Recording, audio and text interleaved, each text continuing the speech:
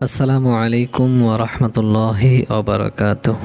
প্রিয় দর্শক, পৃথিবীর ইতিহাসে এমন অসংখ্য নারী আছেন যাদের জীবন বাইরে থেকে দেখলে মনে হয়েছিল তারা যেন শুধু কষ্ট আর পরীক্ষার মাঝে জীবন কাটিয়েছেন। কিন্তু সময়ের সাথে সাথে মানুষ দেখেছে সেই কষ্টগুলোই ছিল তাদের মর্যাদা বৃদ্ধির সোপান। সেই অশ্রুগুলোই ছিল আল্লাহর পক্ষ থেকে তাদের জন্য বিশেষ প্রস্তুতি। কারণ আল্লাহ তাআলা যখন কাউকে ভালোবাসেন তখন তাকে পরীক্ষা করেন। রাসূলুল্লাহ সাল্লাল্লাহু আলাইহি ওয়াসাল্লাম বলেছেন, আল্লাহ যখন কোনো বান্দার কল্যাণ চান তখন তাকে বিপদে ফেলেন। সহিহ বুখারী। আমরা সাধারণত মনে করি সম্মান মানেই সুখ, সম্মান মানেই স্বাচ্ছন্দ্য, সম্মান মানেই সব কিছু সহজ হয়ে যাওয়া। কিন্তু কোরআন আমাদের জন্য শিক্ষা দেয়। কোরআন শেখায় অনেক সময় সম্মানের পথ কষ্টের মধ্য দিয়েই তৈরি হয়। অনেক সময় আল্লাহ একজন নারীকে এমন কিছু অভিজ্ঞতার মধ্য দিয়ে নিয়ে যান যা তাকে ভেঙে দেয় না, বরং আগের চেয়ে শক্তিশালী, পরিণত এবং আল্লাহর আরও নিকটবর্তী করে তোলে। হযরত মারিয়াম আলাইহিস সালাতু ওয়াস সালামের কথা চিন্তা করুন। পৃথিবীর অন্যতম সম্মানিত নারী, কোরআনে যার নাম সরাসরি উল্লেখ করা হয়েছে, কিন্তু তার জীবন কি সহজ ছিল? যখন তিনি অলৌকিকভাবে সন্তান ধারণ করলেন তখন সমাজের মানুষ তার দিকে সন্দেহের চোখে তাকিয়েছিল। এমনকি তিনি এমন কষ্ট অনুভব করেছিলেন যে সন্তানের জন্মের সময় বলেছিলেন, হায়, আমি যদি এর পূর্বেই মরে যেতাম এবং বিস্মৃত হয়ে যেতাম। সূরা মারিয়াম আয়াত 23। দেখুন, একজন মহান নারীও এমন দুঃখের মধ্য দিয়ে গেছেন, কিন্তু সেই দুঃখই তাকে আল্লাহর কাছে আরও মর্যাদাবান করেছে। আজ কোটি কোটি মানুষ তার নাম শ্রদ্ধার সাথে উচ্চারণ করে। অনেক নারী আছেন যারা মনে করেন তাদের জীবনের কষ্টগুলো হয়তো আল্লাহর অসন্তুষ্টির লক্ষণ, কিন্তু সব কষ্ট শাস্তি নয়। অনেক কষ্টই হয় মর্যাদা বৃদ্ধির উপায়, অনেক অশ্রুই হয় জান্নাতের পথে অগ্রসর হওয়ার মাধ্যম। আল্লাহ তাআলা সূরা আল বাকারায় বলেছেন, আমি অবশ্যই তোমাদেরকে কিছুটা ভয়, ক্ষুধা, সম্পদ, জীবন ও ফল ফসলের ক্ষতি দ্বারা পরীক্ষা করব, আর ধৈর্যশীলদের সুসংবাদ দিন। এই আয়াত শুধু পুরুষদের জন্য নয়, নারীদের জন্য সমানভাবে প্রযোজ্য। একজন নারী যখন জীবনের কঠিন বাস্তবতার মুখোমুখি হন তখন তিনি যদি ঈমানকে আঁকড়ে ধরেন তবে সেই কষ্ট তার জন্য রহমতে পরিণত হয়। প্রথমে যে দুঃখটি অনেক সম্মানিত নারীর জীবনে দেখা যায় সেটি হলো ভুল বোঝাবুঝির দুঃখ। এটি এমন একটি কষ্ট যা হৃদয়কে গভীরভাবে আহত করে। কারণ মানুষ শারীরিক আঘাতের চেয়ে মানসিক আঘাতে অনেক বেশি কষ্ট পায়, বিশেষ করে যখন নিজের সবচেয়ে কাছের মানুষই তাকে ভুলে যায়। অনেক নারী আছেন যারা পরিবারে সবার জন্য ত্যাগ করেন, সবার জন্য কষ্ট করেন, কিন্তু বিনিময়ে প্রশংসা নয় বরং অভিযোগ পান। তারা ভালো কিছু করতে চাইলেও মানুষ তার উদ্দেশ্য নিয়ে প্রশ্ন তোলে। তারা নীরবে কাঁদেন কিন্তু কাউকে কিছু বলতে পারেন না। হযরত আয়েশা রাদিয়াল্লাহু তাআলা আনহার জীবনের একটি ঘটনা আমাদের সামনে বড় শিক্ষা হয়ে আছে। মুনাফিকরা তার বিরুদ্ধে ভয়াবহ অপবাদ ছড়িয়েছিল। তিনি রাসূলুল্লাহ সাল্লাল্লাহু আলাইহি ওয়াসাল্লামের প্রিয় স্ত্রী, পৃথিবীর অন্যতম সম্মানিত নারী, তবুও তাকে অপবাদের কষ্ট সহ্য করতে হয়েছে। সে সময় তিনি এতটাই কষ্ট পেয়েছিলেন যে দিনের পর দিন কেঁদেছেন, কিন্তু শেষ পর্যন্ত আল্লাহ নিজেই কোরআনের আয়াত নাজিল করে তার পবিত্রতার ঘোষণা দিয়েছেন। এই ঘটনা আমাদের শেখায় মানুষের ভুল বোঝাবুঝি কখনো আল্লাহর কাছে মর্যাদা বৃদ্ধির কারণ হয়ে যায়। যদি একজন নারী সত্যের উপর অটল থাকেন তাহলে মানুষের বিচার চূড়ান্ত নয়, আল্লাহর বিচারই চূড়ান্ত। আজ অনেক নারী আছেন যাদের চরিত্র নিয়ে কথা বলা হয়, তাদের নিয়ত নিয়ে সন্দেহ করা হয়, তাদের ভালো কাজের মূল্যায়ন করা হয় না। যদি আপনি তাদের একজন হয়ে থাকেন তাহলে মনে রাখুন, মানুষের কাছে আপনার সম্মান হারিয়ে গেলেও আল্লাহর কাছে আপনার মর্যাদা অটুট থাকতে পারে। দ্বিতীয় যে দুঃখটি অনেক সম্মানিত নারীর জীবনে আসে সেটি হলো একাকিত্বের দুঃখ। একাকিত্ব খুব কঠিন একটি পরীক্ষা। চারপাশে মানুষ থাকলেও অনেক সময় একজন মানুষ নিজেকে একা অনুভব করেন। বিশেষ করে একজন নারী যখন নিজের অনুভূতি কাউকে বোঝাতে পারেন না তখন তার অন্তরে এক ধরনের নিঃশব্দ কান্না জমে যায়। অনেক নারী আছেন যারা সংসারে থেকেও একা। অনেক নারী আছেন যাদের কষ্ট কেউ বুঝতে চায় না। অনেক নারী আছেন যারা রাতের অন্ধকারে আল্লাহর কাছে কান্না করেন, কারণ পৃথিবীতে তাদের কথা শোনার মতো কাউকে খুঁজে পান না। কিন্তু ইসলামের ইতিহাসে আমরা দেখি এই একাকিত্ব অনেক সময় আল্লাহর নৈকট্যের কারণ হয়ে দাঁড়ায়। হজরত হাজারা আলাইহিস সালাতু ওয়াসসালামের কথা চিন্তা করুন। মরুভূমির উত্তপ্ত বালুর মধ্যে তিনি একা ছিলেন, পাশে ছোট্ট শিশু ইসমাইল আলাইহিস সালাতু ওয়াসসালাম। চারিদিকে জনমানবহীন পরিবেশ, খাবার নেই, পানি নেই। বাহ্যিকভাবে এটি ছিল চরম একাকিত্ব, কিন্তু সেই একাকিত্বের মাঝেই আল্লাহ জমজমের পানি দান করেছেন। সেই একাকিত্বের মাঝে ইতিহাস সৃষ্টি হয়েছে। আজও পৃথিবীর কোটি কোটি মানুষ তার স্মরণে সাফা ও মারোয়ার মাঝে সাই করে। অর্থাৎ যে নারীকে মানুষ একা ভেবেছিল, তিনি আসলে আল্লাহর বিশেষ তত্ত্বাবধানে ছিলেন। অনেক সময় আল্লাহ বান্দাকে মানুষের উপর নির্ভরতা কমিয়ে নিজের উপর নির্ভর করতে শেখান, আর এই শিক্ষার অন্যতম মাধ্যম হলো একাকিত্ব। যখন একজন নারী অনুভব করেন যে কেউ তাকে বুঝছে না, তখন তিনি যদি আল্লাহর দিকে ফিরে যান, তাহলে তার অন্তর এমন প্রশান্তি পেতে পারে যা মানুষের কাছ থেকে কখনো পাওয়া সম্ভব নয়। রাসূলুল্লাহ সাল্লাল্লাহু আলাইহি ওয়াসাল্লাম বলেছেন, যে ব্যক্তি আল্লাহকে স্মরণ করে তার উদাহরণ জীবিত ব্যক্তির মতো। আল্লাহর স্মরণ হৃদয়ের শূন্যতা পূরণ করে। মানুষের অভাব সবসময় মানুষ পূরণ করতে পারে না, কিন্তু আল্লাহর নৈকট্য সেই শূন্যতাকে প্রশান্তিতে ভরে দিতে পারে। আর যদি কোনো নারী নিজেকে একা মনে করেন, তাহলে তিনি যেন মনে রাখেন, একাকী হওয়া আর পরিত্যক্ত হওয়া এক জিনিস নয়। পৃথিবী আপনাকে ভুলে গেলেও আল্লাহ কখনো ভুলে যান না। তিনি আপনার অশ্রু দেখেন, আপনার দীর্ঘশ্বাস শোনেন, আপনার হৃদয়ের গোপন ব্যথাও জানেন। কোরআনে আল্লাহ বলেছেন, নিশ্চয়ই আল্লাহ ধৈর্যশীলদের সঙ্গে আছেন। যখন পুরো পৃথিবী দূরে সরে যায়, তখনও যদি আল্লাহর সঙ্গে থাকেন, তাহলে একজন মানুষ প্রকৃত অর্থে কখনো একা নয়। এভাবেই অনেক সম্মানিত নারীর জীবনে প্রথমে আসে ভুল বোঝাবুঝির দুঃখ, এরপর আসে একাকিত্বের দুঃখ। কিন্তু এই কষ্টগুলো তাদের ধ্বংস করার জন্য নয়, বরং তাদের হৃদয়কে পরিশুদ্ধ করার জন্য। আল্লাহ যাদেরকে বড় কিছু দিতে চান, অনেক সময় তাদেরকে অনেক ধৈর্যের শিক্ষা দেন, কারণ ধৈর্য ছাড়া বড় মর্যাদা অর্জন করা যায় না।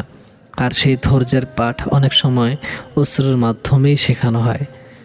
যে নারী কষ্টের মাঝে আল্লাহকে ভুলে যান না, যে নারী মানুষের অবিচারের মাঝেও আল্লাহর উপর ভরসা রাখেন, যে নারী একাকিত্বের মাঝেও সিজদায় মাথা রাখেন, আল্লাহর কাছে তার মর্যাদা অনেক বড় হতে পারে। পৃথিবীর চোখে তিনি হয়তো সাধারণ একজন নারী, কিন্তু আসমানের ফেরেশতাদের কাছে তিনি হতে পারেন ধৈর্যের এক উজ্জ্বল উদাহরণ। তার নীরব কান্না, তার গোপন দোয়া এবং তার অবিচল ঈমান আল্লাহর কাছে কখনো হারিয়ে যায় না। এই পৃথিবীর প্রতিটি পরীক্ষা একদিন শেষ হবে, প্রতিটি কষ্টেরও সমাপ্তি আছে। কিন্তু যে নারী কষ্টের সময় আল্লাহর দিকে ফিরে আসেন, তার জন্য সেই কষ্ট ইবাদতে পরিণত হয়, সেই অশ্রু সওয়াবে পরিণত হয়, আর সেই ধৈর্য তার মর্যাদা বৃদ্ধির কারণ হয়ে যায়। মানুষের জীবনে এমন কিছু দুঃখ আছে যা বাইরে থেকে খুব ছোট মনে হয়, কিন্তু হৃদয়ের গভীরে অনেক প্রভাব, অনেক বড়। বিশেষ করে একজন নারীর হৃদয় সাধারণত কোমল হয়। সে ভালোবাসতে জানে, আপন করে নিতে জানে, অন্যের সুখের জন্য নিজের সুখ ত্যাগ করতে জানে। আর ঠিক এজন্যই তার কষ্ট অনেক সময় গভীর হয়। কিন্তু ইসলামের আলোকে যখন আমরা জীবনের দিকে তাকাই, তখন দেখতে পাই আল্লাহ অনেক সময় তার প্রিয় বান্দীদের এমন কিছু পরীক্ষার মধ্য দিয়ে নিয়ে যান, যা প্রথমে দুঃখ মনে হলেও পরে তার রহমতে পরিণত হয়। অনেক নারী এমন আছেন যাদের জীবনের সবচেয়ে বড় কষ্টগুলোর একটি হলো প্রিয় মানুষদের কাছে থেকে অবহেলা পাওয়া। এটি এমন এক যন্ত্রণা যা ভাষায় প্রকাশ করা কঠিন। কারণ একজন নারী যখন কাউকে হৃদয় দিয়ে ভালোবাসে, তখন সে চায় সেই ভালোবাসার কিছু প্রতিদান। সে চায় তার অনুভূতির মূল্য দেওয়া হোক, তার ত্যাগকে সম্মান করা হোক, তার উপস্থিতিকে গুরুত্বপূর্ণ মনে করা হোক। কিন্তু বাস্তবতা অনেক সময় ভিন্ন হয়। অনেক নারী আছেন যারা বছরের পর বছর পরিবারের জন্য ত্যাগ করেন, সন্তানের জন্য ঘুমহীন রাত কাটান, স্বামীর সুখের জন্য নিজের অনেক ইচ্ছা বিসর্জন দেন, বাবা মায়ের জন্য নিজের স্বপ্নগুলো চাপা দেন, অথচ এক সময় তারা অনুভব করেন তাদের এই ত্যাগ যেন কারো চোখেই পড়ছে না। মানুষ যখন অবহেলা করে তখন হৃদয় ভেঙে যায়। একজন নারী হয়তো সবার মুখে হাসি ফোটানোর চেষ্টা করছেন, অথচ নিজের চোখের পানি লুকিয়ে রাখছেন। কেউ তার খবর নিচ্ছে না, কেউ জিজ্ঞেস করছে না তুমি কেমন আছো। এই মুহূর্তগুলোতে অনেকেই মনে করেন তাদের জীবনের কোনো মূল্য নেই, কিন্তু একজন মুমিন নারীর জন্য সত্যটা ভিন্ন। কারণ মানুষের মূল্যায়নই শেষ কথা নয়, আল্লাহর মূল্যায়নই শেষ কথা। আল্লাহ তাআলা মানুষের প্রকাশ্য কাজ যেমন দেখেন, তেমনই গোপন ত্যাগও দেখেন। মানুষ হয়তো একজন নারীর কষ্ট দেখতে পায়, কিন্তু আল্লাহ দেখেন। মানুষ হয়তো তার চোখের অশ্রুকে গুরুত্ব দেয় না, কিন্তু আল্লাহ দেন। কোরআনে আল্লাহ বলেছেন, নিশ্চয়ই আমি কোনো কর্মীর কর্ম নষ্ট করি না, সে পুরুষ হোক বা নারী। এই আয়াতের মধ্যে কত বড় সান্ত্বনা লুকিয়ে আছে। অর্থাৎ একজন নারী যদি নীরবে ভালো কাজ করে যান, যদি তিনি কাউকে কষ্ট না দেন, আল্লাহর সন্তুষ্টির জন্য জীবন কাটানোর চেষ্টা করেন, তাহলে পৃথিবী তাকে ভুলে গেলেও আল্লাহ তাকে ভুলবেন না। অনেক সময় এই অবহেলার পরীক্ষাই মানুষকে আল্লাহর আরও কাছাকাছি নিয়ে যায়। যখন মানুষ পাশে থাকে না, তখন বান্দা আল্লাহকে আরও বেশি ডাকতে শেখে। যখন পৃথিবী তার মূল্য দেয় না, তখন সে বুঝতে শেখে প্রকৃত মূল্যায়ন কোথায়।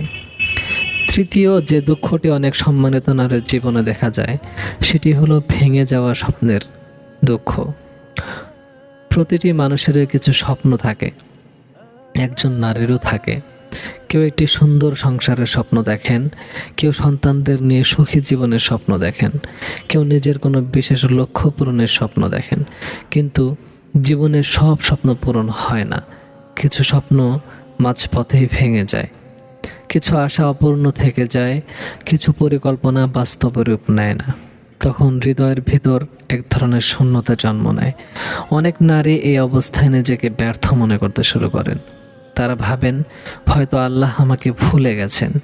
কিন্তু একজন মুমিন কখনো এভাবে চিন্তা করেন না, কারণ তিনি জানেন আল্লাহ যা করেন তা হিকমতের সাথেই করেন।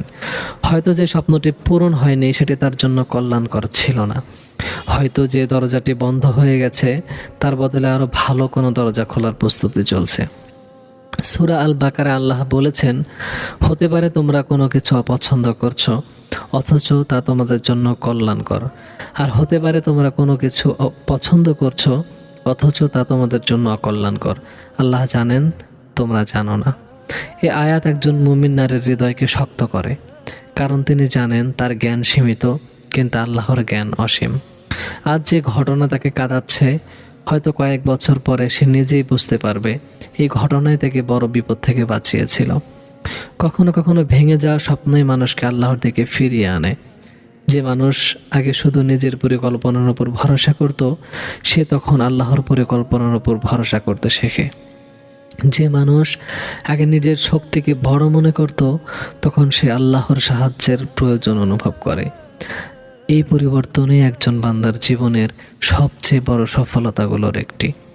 কারণ প্রকৃত সফলতা শুধু দুনিয়ার অর্জন নয়, প্রকৃত সফলতা হলো আল্লাহর নৈকট্য অর্জন করা। আর অনেক সময় সেই নৈকট্য আসে অপূর্ণতা ও ভাঙনের মধ্য দিয়ে। চতুর্থ যে দুঃখটি অনেক সম্মানিত নারীর জীবনে দেখা যায়, সেটি হলো দীর্ঘ অপেক্ষার দুঃখ। অপেক্ষা মানুষের জন্য খুব কঠিন পরীক্ষা, বিশেষ করে যখন সেই অপেক্ষার শেষ কোথায় তা জানা না থাকে। কেউ অপেক্ষা করছেন একটি সন্তানের জন্য, কেউ অপেক্ষা করছেন একটি ভালো সম্পর্কের জন্য, কেউ অপেক্ষা করছেন জীবনের কোনো গুরুত্বপূর্ণ পরিবর্তনের জন্য, কেউ অপেক্ষা করছেন এমন একটি দোয়া কবুল হওয়ার জন্য যা তিনি বছরের পর বছর ধরে করে আসছেন। কিন্তু দিন যায়, মাস যায়, বছরও চলে যায়, তবুও কাঙ্ক্ষিত জিনিসটি আসে না। এই সময়ে শয়তান মানুষের মনে হতাশা ঢুকিয়ে দিতে চায়। সে ফিসফিস করে বলে, তোমার দোয়া কবুল হবে না। কিন্তু একজন মুমিন নারী জানেন আল্লাহ কখনো দোয়া বৃথা যেতে দেন না। রাসূলুল্লাহ সাল্লাল্লাহু আলাইহি ওয়াসাল্লাম শিক্ষা দিয়েছেন, বান্দার দোয়া তিনভাবে কবুল হয়। কখনো সে যা চেয়েছে তা পেয়ে যায়, কখনো তার পরিবর্তে কোনো বিপদ দূর করে দেওয়া হয়, আর কখনো তার জন্য আখিরাতে প্রতিদান জমা রাখা হয়, অর্থাৎ কোনো দোয়াই হারিয়ে যায় না। একজন নারী যখন বছরের পর বছর আল্লাহর কাছে হাত তুলে দোয়া করেন, তখন প্রতিটি দোয়া আল্লাহর কাছে সংরক্ষিত থাকে, একটিও হারিয়ে যায় না, একটিও উপেক্ষিত হয় না। আল্লাহ কখনো বান্দার কান্নাকে অমূল্য মনে করেন না, বরং অনেক সময় বিলম্বের মধ্যেই থাকে বড় রহমত। যদি আল্লাহ সঙ্গে সঙ্গে সব কিছু দিয়ে দিতেন, তাহলে হয়তো বান্দা তার দিকে এত বেশি ফিরে আসতো না, হয়তো তাহাজ্জুদের সেই কান্না হতো না, হয়তো সিজদার সেই দীর্ঘ মিনতি হতো না, হয়তো হৃদয়ের সেই বিনয় সৃষ্টি হতো না। কিন্তু অপেক্ষা মানুষকে নরম করে, অনেক মানুষকে ধৈর্য শেখায়। অপেক্ষা মানুষকে আল্লাহর উপর নির্ভর করতে শেখায়। এই কারণেই অনেক সম্মানিত নারীর জীবনে দীর্ঘ অপেক্ষা একটি বিশেষ পরীক্ষা হিসাবে আসে। কিন্তু যে নারী অপেক্ষার মাঝেও ঈমান হারান না, তিনি আল্লাহর কাছে অত্যন্ত প্রিয় হয়ে ওঠেন। তার প্রতিটি ধৈর্যের মুহূর্ত লেখা হয়, তার প্রতিটি অশ্রু গণনা করা হয়, তার প্রতিটি দোয়া সংরক্ষিত থাকে। এই পৃথিবীতে হয়তো মানুষ তার সংগ্রাম দেখে না, কিন্তু আসমানের ফেরেশতারা তা প্রত্যক্ষ করে।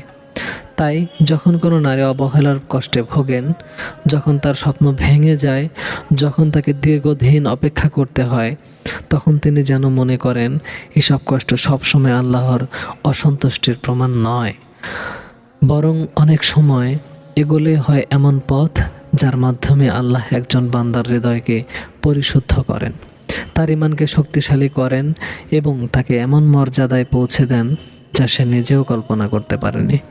একজন মুমিন নারীর জীবন শুধু সুখের গল্প নয়, এটি ধৈর্যের গল্প, এটি আল্লাহর উপর ভরসার গল্প।